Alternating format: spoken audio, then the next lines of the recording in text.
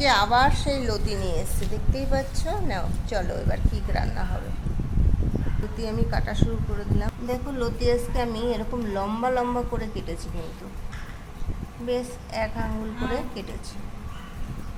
আমি উষ্ণ গরম জলও নিয়েছি লতির জন্য।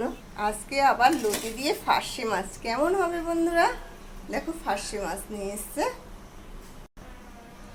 সেই গরম জল আমি ঢেলে দিলাম, হালকা গরম জল। দেখো আমি কিন্তু লতির ভিতরে দিয়ে দিয়েছি আজকে হালকা গরম জল। আজকে জিরের গুঁড়ো দেবো না, জিরে দেখো আমি হালকা করে ভেজে দেব, হালকা ভেজে দেব। দেখো আমি হালকা করে ভেজে নিয়েছি, এবার তুলবো। আমি এটা এখন হলুদ আর লবণ দিয়ে দেখো মাখছি মাছটাকে। আমি তেল বেশ খানিকটা দেখো ঢেলে দিয়েছি, কেন মাছ তো একটু বেশিই তেল লাগে। সেই ফার্স্টে মাছ হেভি সেন্টওয়ালা গন্ধ, ভাজলেই একটা গন্ধ আসে, খুবই সুন্দর। আমি সব মাছ ছেড়ে দিয়েছি, এবার শিলনোড়ায় সেই ঠকঠকানি আওয়াজে বাটা হচ্ছে। সেই গরম জলে 5 মিনিট রেখে দিয়েছিলাম, এবার আমি সব তুলব।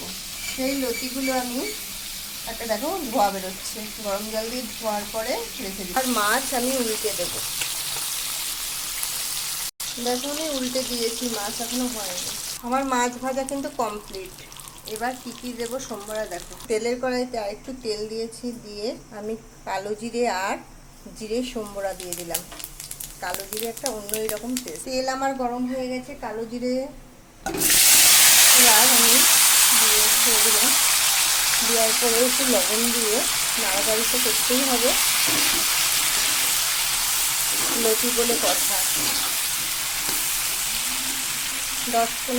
5 মিনিট আমি একটু নাড়াচাড়া করবো। আমার কিন্তু সিদ্ধ হয়ে গেছে লবণ দিয়ে। এবার সেই বাটা মশলা আমি ছেড়ে দেবো, আর দুটো শুকনো শুকনো একটু লঙ্কা ছেড়ে দিলাম। আবার একটু নাড়ার পালা।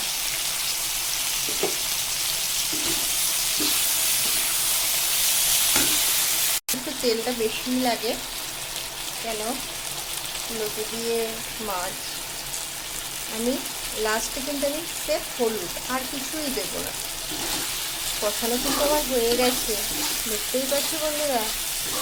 ওহো, সেন্টে পাগল করে দিয়েছে লতি দিয়ে কালো জিরে দিয়ে। হালকা গরম জল দিলে দেখবা সবজি খেতেও টেস্ট, গলেও যায় তাড়াতাড়ি। কিন্তু লতি আমার সব গলে গেছে, কিন্তু আমি জল ছেড়ে দিলাম পরিমাণ মতো।